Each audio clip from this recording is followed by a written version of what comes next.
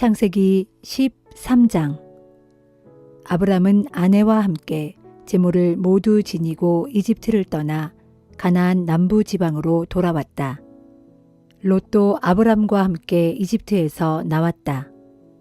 아브람에게는 가축과 금과 은이 아주 많았다. 아브람은 남부 지방을 떠나 베델 부근 곧 베델과 아이 사이에 다다랐다.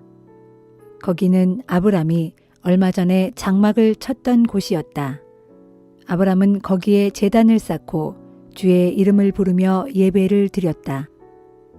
아브람과 함께 다니던 롯에게도 양과 소뿐만 아니라 가족들이 딸려 있었다.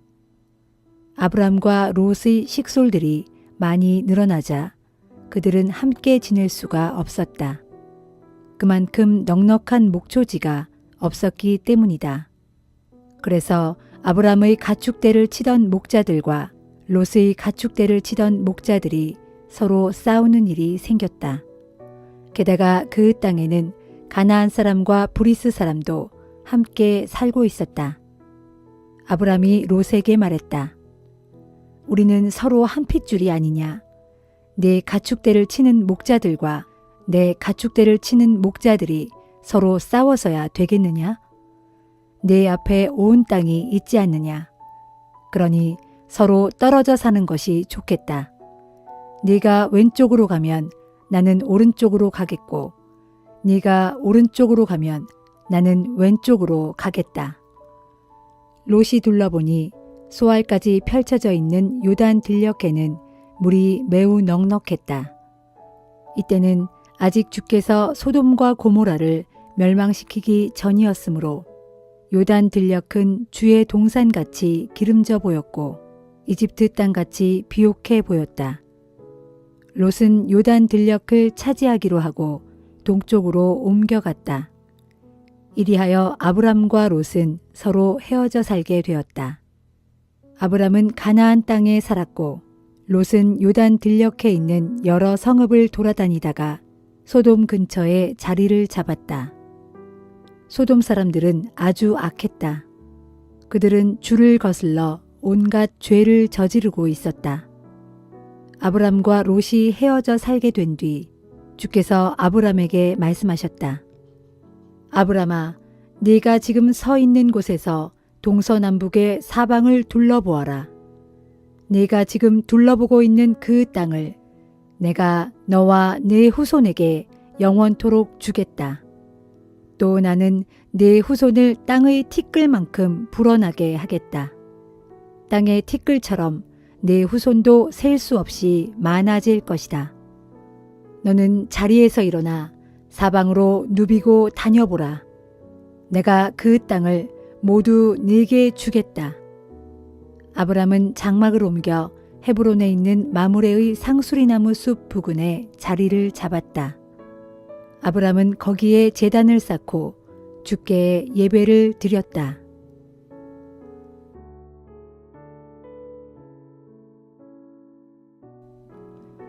마태복음 12장. 그 무렵 어느 안식일에 예수께서 제자들과 함께 밀밭 사이를 지나가게 되었다. 그런데 제자들이 배가 고파 미리삭을 잘라 손으로 비벼 먹었다. 때마침 이것을 본 바리새파 사람들이 예수께 따졌다. 보시오, 당신의 제자들은 율법을 어기고 있소. 안식일에 이삭을 잘라 먹다니 그게 될 말이오? 예수께서 그들에게 대답하셨다. 당신들은 다윗과 그 일행이 굶주렸을 때 행한 일을 읽어보지도 못하였소? 그들은 율법에 어긋나는 줄 알면서도 성전에 들어가 제사장들만 먹게 되어 있는 제단의 빵을 먹지 않았소. 또 모세의 율법을 보면 성전 안에서는 제사장들이 안식일을 어겨도 죄가 되지 않는다고 되어 있소. 내가 진정으로 당신들에게 말하겠소. 성전보다 더 큰 이가 여기에 있소. 내가 바라는 것은 제사가 아니라 자비다 라는 성경 구절의 뜻을 당신들이 제대로 알았더라면 이렇듯 죄 없는 사람을 죄인으로 몰지는 않았을 것이요. 인자가 바로 안식일의 주인이요. 예수께서 그곳을 떠나 유대인들의 회당으로 들어가셨다. 그런데 회당 안에서 한쪽 손이 오그라든 사람을 보셨다. 그때 바리새파 사람들이 예수를 고발할 구실을 찾으려고 안식일에 병을 고쳐주는 것이 옳은 일이요? 하고 물었다. 예수께서 대답하셨다. 만일 당신들에게 양이 한 마리 있는데 그 양이 안식일에 구덩이에 빠졌다면 당신들은 어떻게 하겠소? 안식일이라고 해서 그 양을 그대로 내버려 두겠소? 당연히 그 양을 구덩이에서 건져 올리지 않겠소? 그런데 사람이 양보다 얼마나 더 귀하오. 그러니 안식일에 선한 일을 하는 것이 100번 옳소. 그러고 나서 예수께서는 손이 오그라든 사람에게 당신의 손을 펴시오 하고 말씀하셨다. 그 환자가 손을 펴자 그의 오그라든 손이 다른 쪽의 성한 손과 같이 온전해졌다. 그러자 바리새파 사람들은 회당 바깥으로 나가서 어떻게 하면 예수를 죽일 수 있을지 함께 모의를 했다. 예수께서 그들의 계획을 알아차리고 그곳 회당을 떠나셨다. 그러자 많은 사람들이 예수를 뒤따랐다. 예수께서는 병자들을 고쳐주시면서 자신에 관한 소문을 세상에 퍼뜨리지 말 것을 당부하셨다. 이것은 그분에 관한 이사야의 다음과 같은 예언이 이루어진 것이다. 보라, 나의 종 내가 택한 자, 그는 내가 사랑하는 자라. 내가 나의 영을 그에게 부어주리니 그가 여러 나라의 정의를 선포하리라. 그는 다투지도 않고 잘난 체 하지도 않아 길거리에서는 그의 소리를 들을 수 없으리라. 그는 정의가 승리할 때까지 상한 갈대 같은 나약한 자를 짓누르지 않으며 꺼져가는 심지 같은 가장 작은 자의 희망도 억누르지 않으리라. 그리하여 그의 이름은 온 세상의 희망이 되리라. 그때 사람들이 귀신 들려 눈이 멀고 벙어리가 된 어떤 사람을 예수께 데려왔다. 예수께서 그를 고쳐주시자 그는 눈이 열리고 말문이 트였다. 사람들은 모두 눈이 휘둥그레져서 이 사람이야말로 다윗의 자손이 아닌가 하고 소리쳤다. 그러나 그 말을 듣고 바리새파 사람들은 그가 귀신을 쫓아낼 수 있는 것은 그가 바로 귀신의 두목 바알세불이기 때문일거요 하고 쏘아붙였다. 예수께서 그들의 생각을 아시고 말씀하셨다. 어느 나라든 갈라지면 망하고 도시나 집안도 갈라져서 서로 싸우면 지탱하지 못하오. 생각해 보시오. 사탄이 사탄을 쫓아내면 그 역시 자기 편끼리 싸우는 셈이니 그 나라가 과연 유지되겠소? 당신들 말대로 내가 바알세불의 힘을 빌려 귀신을 쫓아낸다면 당신들의 사람들은 누구의 힘으로 귀신을 쫓아내는 것이오? 그 점이 바로 당신들의 주장이 잘못되었다는 것을 단적으로 드러내는 것이오. 나는 하나님의 성령으로 말미암아 귀신들을 쫓아내고 있소. 그러므로 하나님의 나라가 이미 당신들 가운데 와 있소. 힘센 사람의 집에서 살림살이를 빼앗아 가려면 먼저 그 힘센 사람부터 묶어 놓아야 하오. 그렇지 않소? 나와 함께하지 않는 사람은 나를 반대하는 자이고 나와 함께 사람들을 모으지 않는 자는 내 사람들을 흩어버리는 자요. 그러므로 내가 당신들에게 분명히 말하겠소. 사람이 무슨 죄를 짓든 또는 무슨 모독적인 말을 하든 회개하면 다 용서받을 수 있소. 그러나 성령을 모독하는 죄만은 결코 용서받을 수 없소. 또 누구든지 인자를 거슬러 욕하는 사람은 용서받을 수 있소. 그러나 성령을 거슬러 욕하는 사람은 이 세상에서든 저 세상에서든 결코 용서받지 못할 것이요. 나무는 그 열매를 보면 알 수 있소. 좋은 나무라야 좋은 열매를 맺고 나쁜 나무에는 나쁜 열매가 맺히기 마련이요. 독사의 자식들이여, 당신들같이 악한 인간들이 어떻게 선한 말을 할 수 있겠소? 모든 말은 결국 그 사람의 마음에서 나오는 것이요. 선한 말은 선한 마음에서 나온 것이고 악한 말은 악한 마음에서 나온 것이요. 내가 진정으로 당신들에게 말하겠소.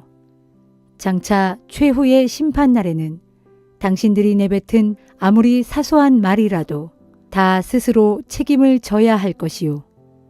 당신들이 한 말에 따라 옳은 사람으로 인정받기도 하고 혹은 죄인으로 판결받기도 할 것이요. 어느 날 율법교사와 바리새파 사람들 몇 명이 예수께 와서 기적을 보여달라고 요청했다. 예수께서 그들에게 대답하셨다. 악하고 믿음이 없는 세대가 기적을 보여달라고 요구하지만 예언자 요나에게 일어났던 기적 외에는 보여줄 것이 없소. 요나가 큰 물고기 뱃속에서 사흘 밤낮을 지냈듯이 인자도 땅속에서 사흘 밤낮을 지낼 것이요. 심판날에 니느웨 사람들이 일어나 당신들을 정죄할 것이요. 그들은 요나의 설교를 듣고는 회개하고 하나님께로 돌아왔지만 당신들은 요나보다 더 큰 이가 지금 여기에 있는데도 그를 전혀 믿으려 하지 않았기 때문이요. 심판날에는 남쪽 나라에 살던 스바 여왕도 일어나 당신들을 정죄할 것이요. 그 여왕은 솔로몬의 지혜를 들으려고 먼 땅에서부터 찾아왔지만 당신들은 솔로몬보다 더 큰 이가 여기 있는데도 그를 전혀 믿으려 하지 않았기 때문이요. 더러운 귀신은 사람에게 깃들어 있다가 나오게 되면 물 없는 광야를 돌아다니며 쉴 곳을 찾아 헤맨다오.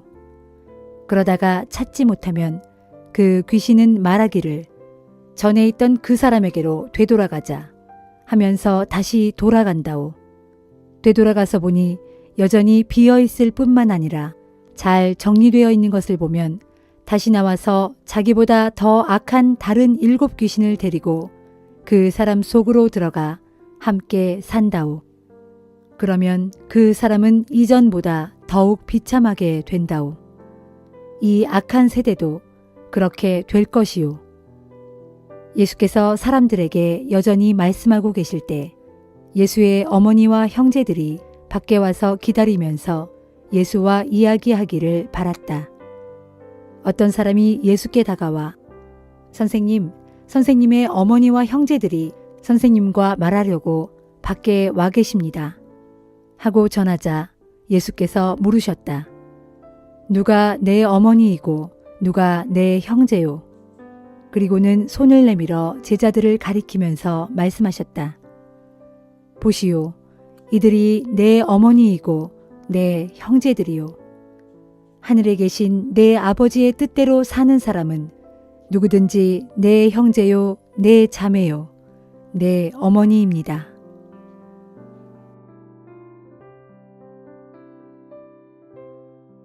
느헤미야 2장. 페르시아 왕 아닥사스다 20년 니산 월의 어느 날 왕께 술을 따르는 일을 하는 나는 그날도 술을 따라 바치게 되었다. 그런데 그때 왕은 내 얼굴이 평소와는 달리 슬픈 기색이 잔뜩 서린 것을 보고는 나에게 물었다. 그대의 안색이 왜 그리 좋지 않소? 아픈 것 같지는 않은데 분명 마음속에 무슨 큰 걱정이 있는 것 같소. 왕의 말에 나는 몹시 두려웠지만 왕에게 이렇게 대답하였다. 왕이시여, 만수무강하소서. 우리 조상들이 묻혀있는 성읍이 황폐하게 되었고 또한 성문들이 불에 타 없어졌으니 어찌 제 얼굴에 슬픈 기색이 없을 수 있겠습니까? 왕이 나에게 다시 물었다. 그대가 원하는 것이 무엇이오? 바라는 것이 있으면 내게 말해보시오. 그래서 나는 하늘의 하나님께 기도를 드린 다음 왕께 대답하였다. 왕이시여, 왕께서 제 소원을 기쁘게 들어주실 수 있으시면 저를 제 고국 땅 유다로 돌아가게 해 주십시오. 제 조상들이 묻혀있는 성읍을 재건하도록 허락해 주소서.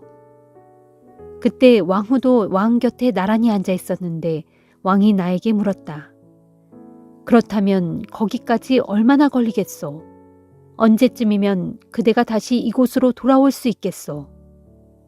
왕이 나를 기꺼이 보내주실 것 같아서 나는 왕께 소요될 기간을 말씀드렸다. 그러고 나서 나는 다시 왕께 말씀드렸다.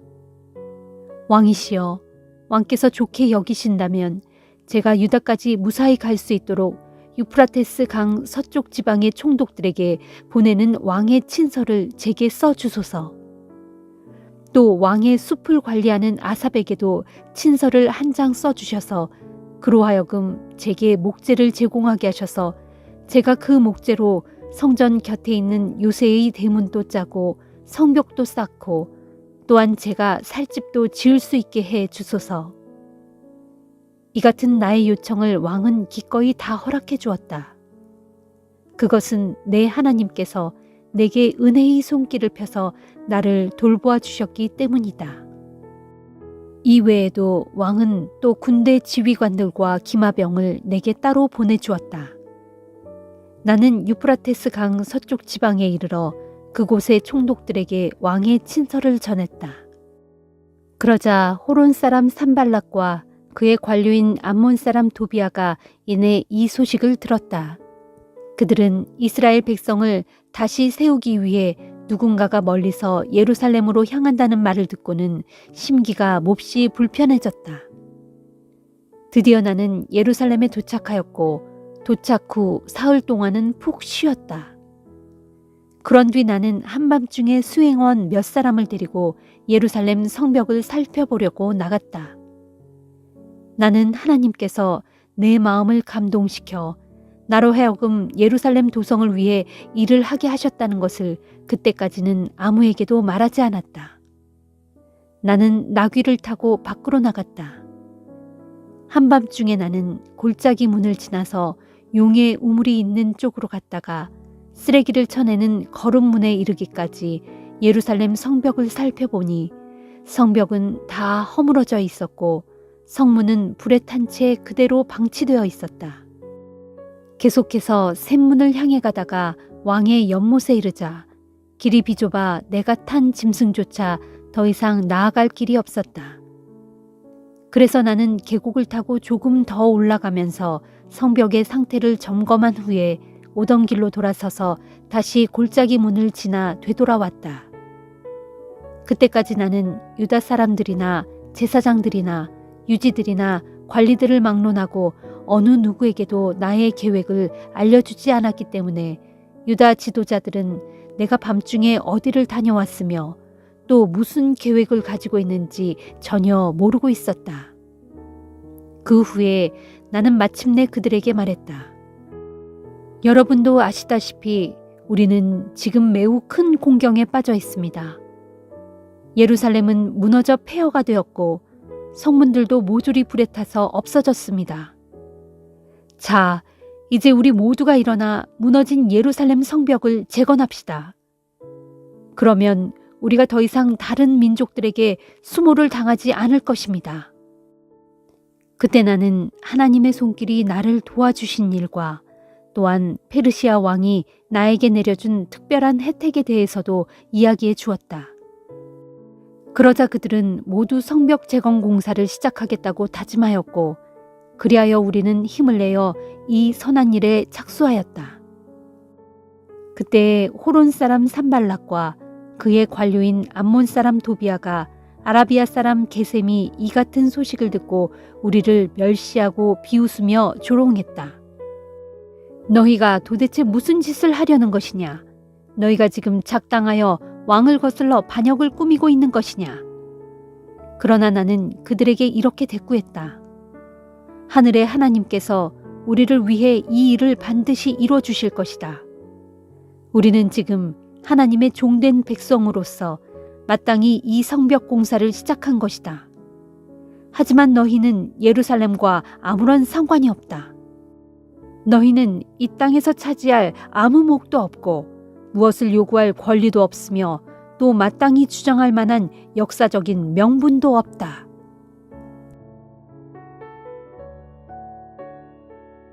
사도행전 12장. 그때 분봉왕 헤롯이 박해의 손을 뻗쳐 교회에 속한 몇 사람을 붙잡았다. 헤롯은 그 중에서 먼저 요한의 형제인 사도 야고보를 칼로 죽였다. 이 일을 보고 유대인들이 크게 기뻐하자 헤롯은 이번에는 베드로를 잡아들였다. 그러나 이때가 무교절 기간이었으므로 헤롯은 베드로를 감옥에 가둔 뒤 경비병 4명을 한 조로 만들어 모두 4조로 하여금 그를 지키게 했다. 유월절이 끝나면 베드로를 백성들 앞에 끌어낼 요량이었다. 이렇게 베드로는 감옥에 갇혔고 교회는 베드로를 위해 하나님께 간절히 기도드리고 있었다. 헤롯이 베드로를 백성들 앞에 끌어내기로 한 전날 밤이었다. 베드로는 2개의 쇠사슬에 꽁꽁 묶인 채 2 군인들 사이에서 잠들어 있었다. 감옥 문 앞에는 다른 경비병들이 지키고 있었다. 그런데 한순간 갑자기 환한 빛이 감방 안에 비치면서 주님의 천사가 베드로 앞에 나타났다. 천사는 잠자고 있는 베드로의 옆구리를 찔러 깨웠다. 어서 일어나라. 그 순간 쇠사슬이 베드로의 2 손목에서 스르르 풀렸다. 천사가 다시 베드로에게 말했다. 허리띠를 메고 신을 신어라. 베드로가 그대로 따르자 천사가 또 말했다. 겉옷을 두르고 나를 따라오너라. 베드로는 겉옷을 두른 후 천사를 따라 감방에서 나갔다. 그러나 그는 천사가 하고 있는 일이 실제인지 아닌지 알 수 없었다. 베드로는 자신이 환상을 보고 있다고 생각했다. 천사와 베드로가 첫째 초소와 둘째 초소를 지나 큰 거리로 나가는 철문 앞에 이르자 철문이 저절로 열렸다. 그래서 그들은 철문을 통과해서 바깥으로 나왔다. 그리고 둘이 함께 한 구간쯤 걸어갔을 때 갑자기 천사가 어디론가 사라져 버렸다. 그제야 베드로는 제정신이 되어 혼잣말을 했다. 그렇구나. 이제야 확실히 알겠다.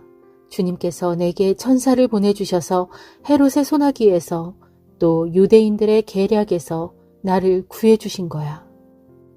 이런 사실이 분명해지자 베드로는 마가라고도 불리는 요한의 어머니 마리아의 집으로 갔다. 거기에는 많은 사람이 모여서 베드로를 위해 기도하고 있었다. 마리아의 집 앞에서 베드로가 대문을 두드리자 로데라는 어린 여종이 문을 열어주려고 나왔다. 그런데 그 여종은 베드로의 목소리를 알아듣고는 너무나 기뻤다.